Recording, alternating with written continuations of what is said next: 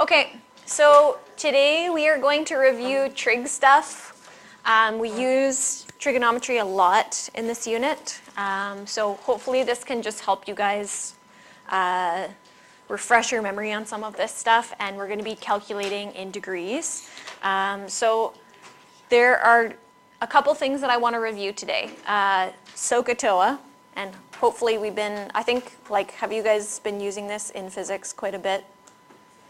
Yes, okay. So some of you, this is probably fresh in your memory, and then others of you, if you aren't a physics person, then maybe it's a little further back. Sohcahtoa, what is this used for?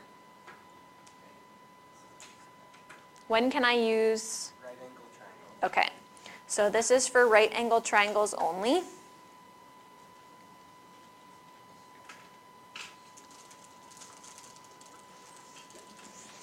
Okay, and of course we know that Sohcahtoa stands for sine of theta is equal to the opposite side over the hypotenuse. Cos of theta is adjacent over hypotenuse. And tan of theta is opposite over adjacent. Okay, so we're going to be in degree mode. And we are going to just do a quick little review of how we solve for angles and sides in a right angle triangle.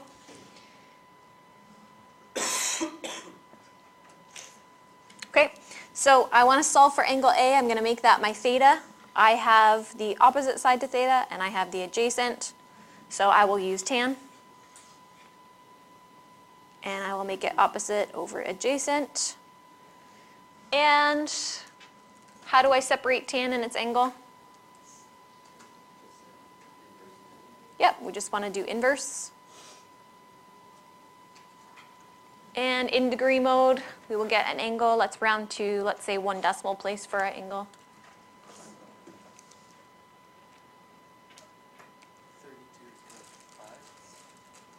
32.5, anyone else? Yep. So this is degrees.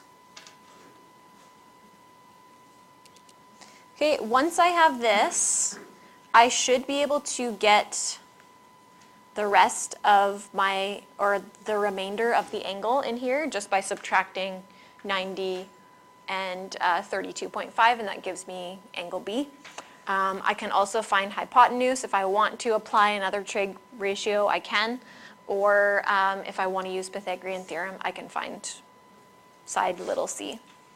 Okay, so we have a 43 degrees. That's going to be our reference angle. I have hypotenuse of this triangle, and I have adjacent. So we are going to apply cosine. So cos of the angle is equal to adjacent over hypotenuse. So we're just going to multiply the 15 up, and we'll get x. Let's round to 2 decimal places here.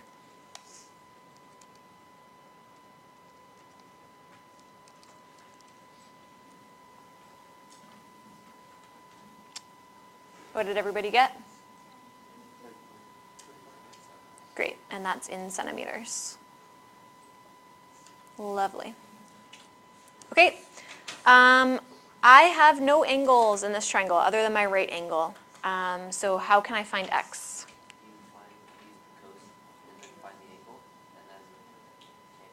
Yep. Yep. So we could use 2 sides and try to find the angle. Is there another way that we could not use any angles at all? Zainab? Yep, so Pythagorean Theorem means the squares of the 2 sides will add up to the square of the hypotenuse. So I'm just going to isolate here. We're going to leave inexact values here. So I'm going to square root, and we'll split 45 into 9 times 5. So I'm looking for the biggest perfect square inside of 45, which is 9. And then I will square root that part. So we'll get 3 root 5 centimeters.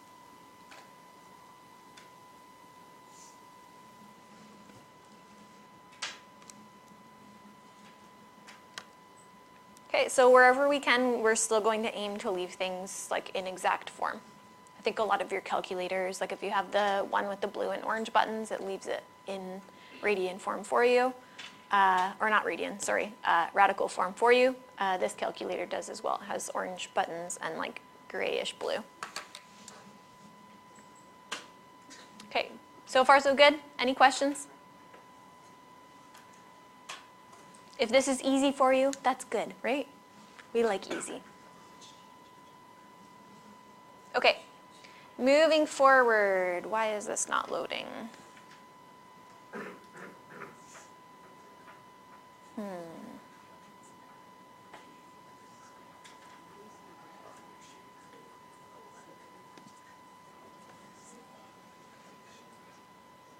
There we go, slowly yet surely. Okay, so what are sine law and cosine law used for? Could anybody remind us?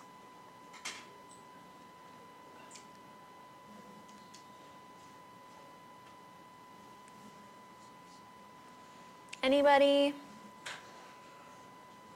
No? Do you guys not use these very much in physics? No? Sophia? Never?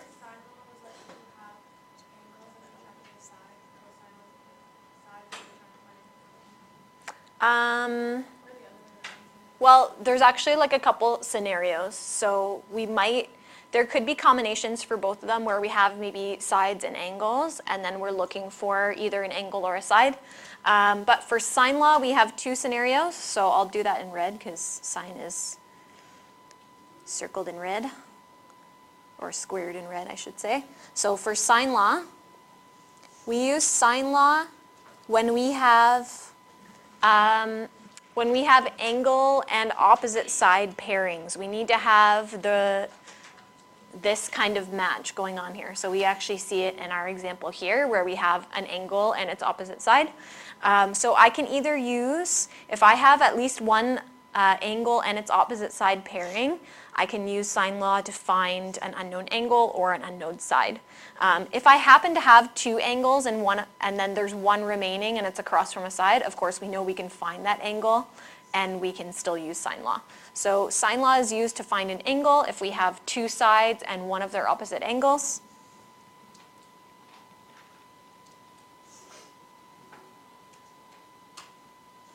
And this would be, we have two sides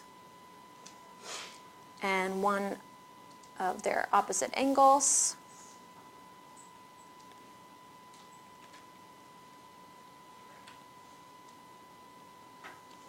Okay, or the second scenario when we use sine law is we can use it to find a side when we have two angles and one side length. Okay, I'm not saying two angles and one of their opposite sides because as soon as we have two angles, we should be able to find the third. So I will always, if I have two angles and one side, I'll always be able to use sine law. I just might have to find the third angle by subtracting those two angles from 180. Okay, so those are the scenarios where we use sine law. Do you guys actually not use this in physics? Never. No? Okay. Okay, cosine law. And these actually work in right-angled triangles. They're just not as efficient, but these are mostly used for non-right-angled triangles, so acute and obtuse triangles. So cosine law has two scenarios as well. The first scenario is we can use cosine law to find a side if we have two sides and what we call a contained angle. And we would be using this formula to find a side because the side is isolated there. So lowercase letters represent side lengths, uppercase letters represent angle measurements. So we can find a side if we have two sides and one contained angle. And what I mean by contained angle, you might also know it as an included angle.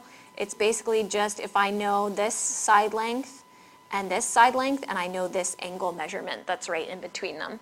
That's a contained angle. Okay, I can also use this second formula to find an angle if I know all three sides.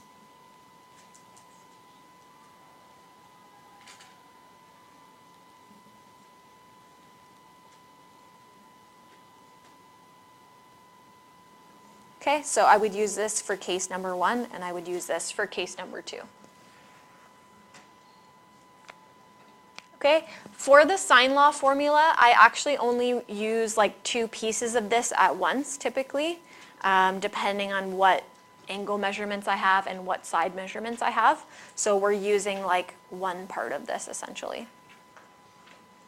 Okay, I can also, if I want to, I can flip these expressions. So if A over sine A is equal to B over sine B, then sine A over little a is equal to sine B over little b. So if I'm looking for an angle, I can actually just flip those, and it makes it a lot easier to isolate.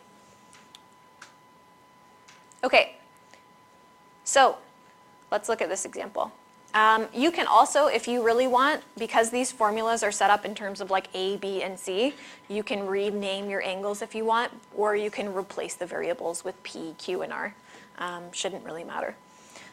So we're going to find the measure of angle P, so we're going to label that with a question mark. That's our unknown. Because I have this angle and opposite side pairing, that's essentially just my go-to to look for to decide whether I'm using sine law or cosine law. If I can't find an opposite angle and a side pairing, I'm going to go to cosine law.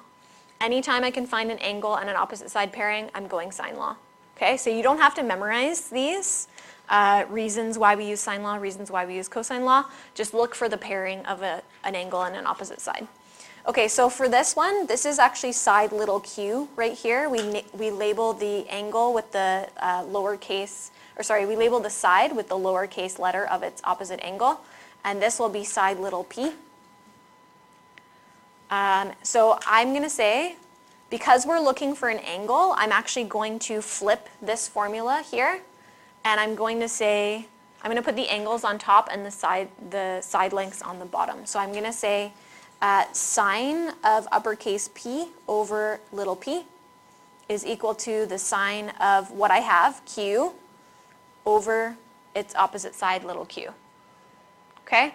So this just makes it easier when I'm solving for an angle to put the angles on top. That way I don't have to do a bunch of cross multiplication and whatever. Okay, so sine P, that's my unknown, is P. And I'm going to sub in little p. Sine of 53 degrees over 8. And then all we need to do to get sine of p by itself is just to multiply up this 10. So I usually put it in front of the sine because I don't want to include it inside what I'm taking the sine of. So I want to do 10 times the sine of 53, and then I want to divide that all by 8. Okay? So sometimes I just leave this in its exact form. You can type it into your calculator if you want, but I would suggest you keep it in your calculator. Remember, we want to be in degree mode. And then you'll have all the decimals there, and then we can do that sine inverse value.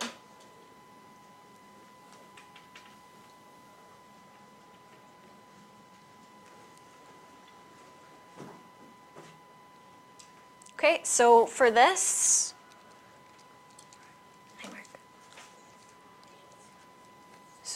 we get a long decimal, which we're going to leave in our calculator. And then in order to find the answer to this, we'll do sine inverse of that value. So just leave it in your calculator and do sine inverse of answer.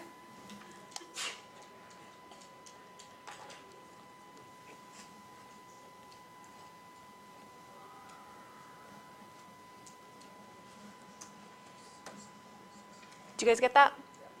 Okay. Pardon?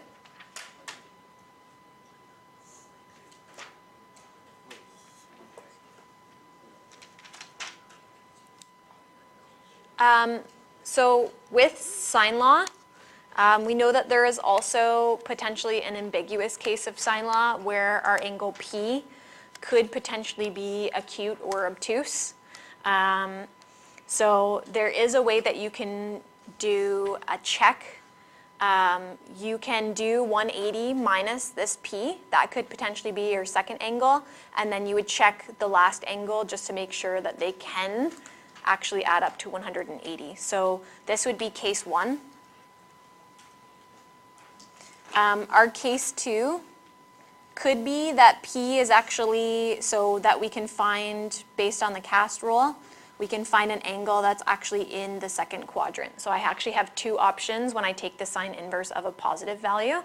I have the 86.65 that I found in the all quadrant, but I also have the 180 minus 86.65 in that second quadrant. So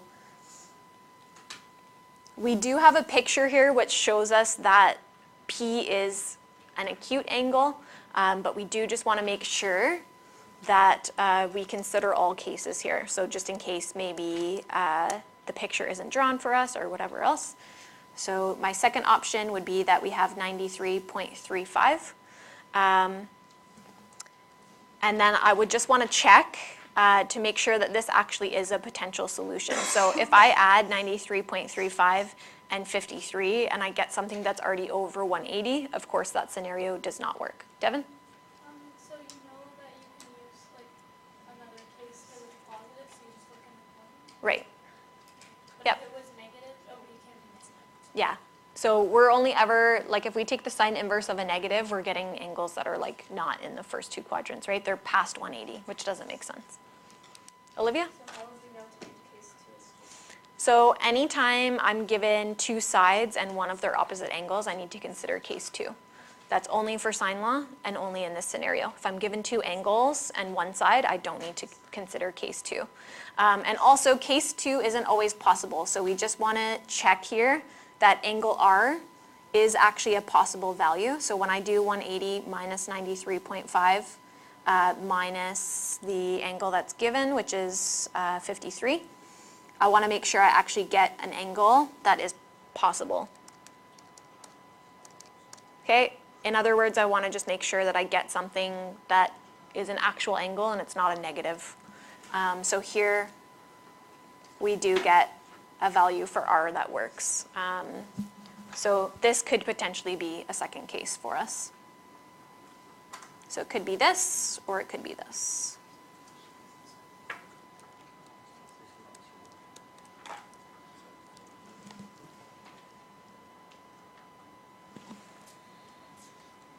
Okay. So if you guys want, we can just make a little note here. We'll just say, so this is what we call ambiguous case of sine.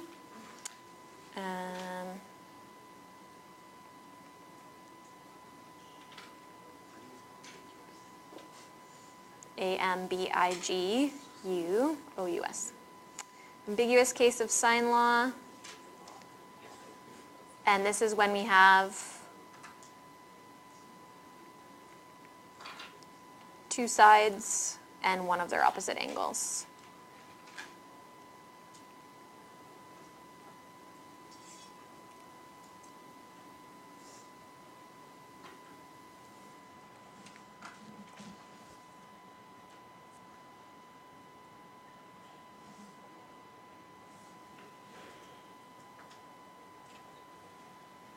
Okay, you do always want to make sure with your case 2 that you actually check this out, check out the third angle, because the third angle might give you a negative, and if it does, then case 2 is not a permissible case.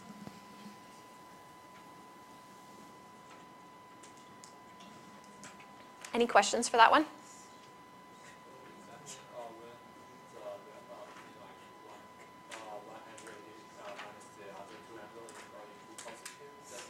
Yep. Yep. Okay, let's move forward. All right, so second scenario when we need to use sine law and cosine law, we have two side lengths and what we call one contained or included angle. So we're going to just label these sides here. This is little f, this is little d, and this is going to be little e. And I'm going to use the first formula for cosine law. And because these are labeled D, E, F, I'm going to relabel this as the side that I want. So that's going to be my little e. B and C are going to be my D and F. And I just want to make sure that this is also D and F and that I change this to the cos of angle, capital E. So we're just going to change it based on the side that we need. So it's going to be e squared equals d squared plus f squared minus 2 df times the cos of the angle that's opposite to the side that we're looking for. Is e sub t squared? Yes, sorry. Squared. So at the end, we'll make sure that we square root so that we get the proper length for e. Okay, so we're just going to plug in here.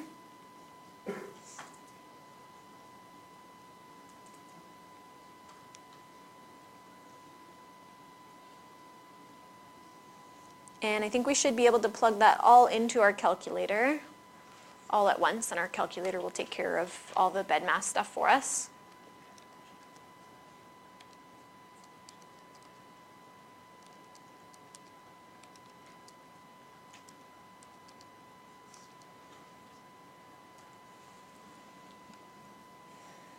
What'd you guys get? What'd you get? Yep. So we'll leave that answer in our calculator, as always, and we're just going to square root both sides. Of course, I don't need to account for the negative square root because I know my side length is not going to be negative, so just positive square root. And let's round to 2 decimal places here. We'll get 23.68, and there's no units of measurement, so we'll just leave it at that.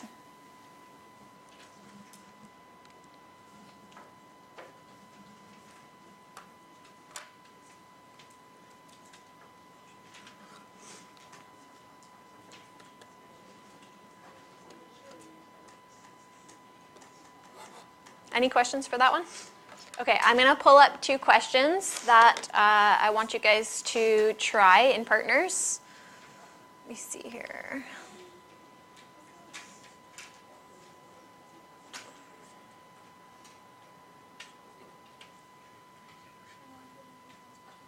Okay, so you're going to see if you can choose the correct law. Sorry, let me just pull up something else. These ones kind of have some of it filled in.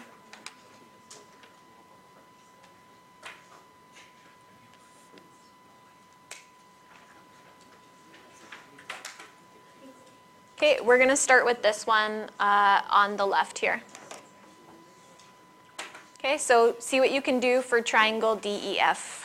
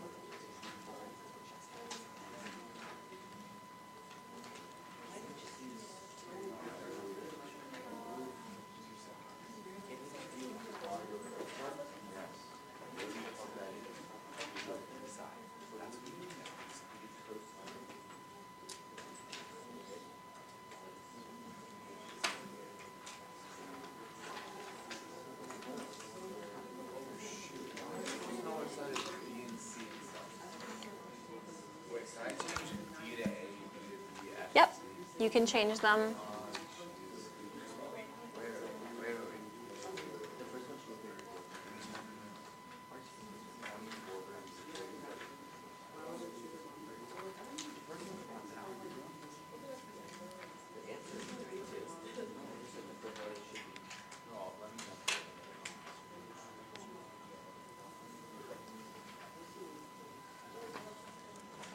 Sorry, I just recopied them for you guys there. So you can do both of these. Oh. Sorry, this is blocking. There we go. I get 0.42. I don't think that's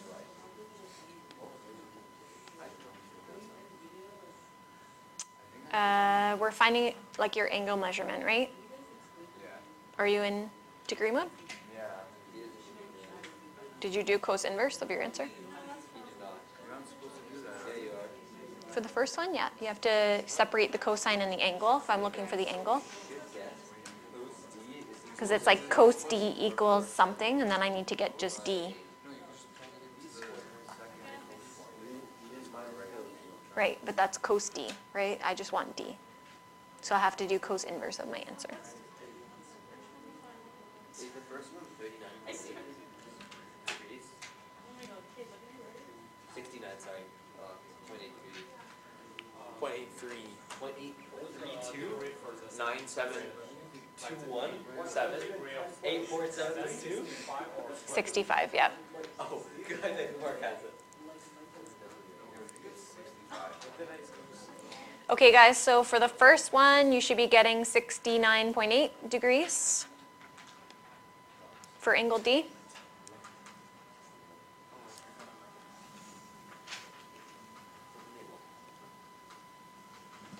I'll show you the solution in a second. Try the second one. That's right. That is right. 69.8, yeah. Pause this for a second.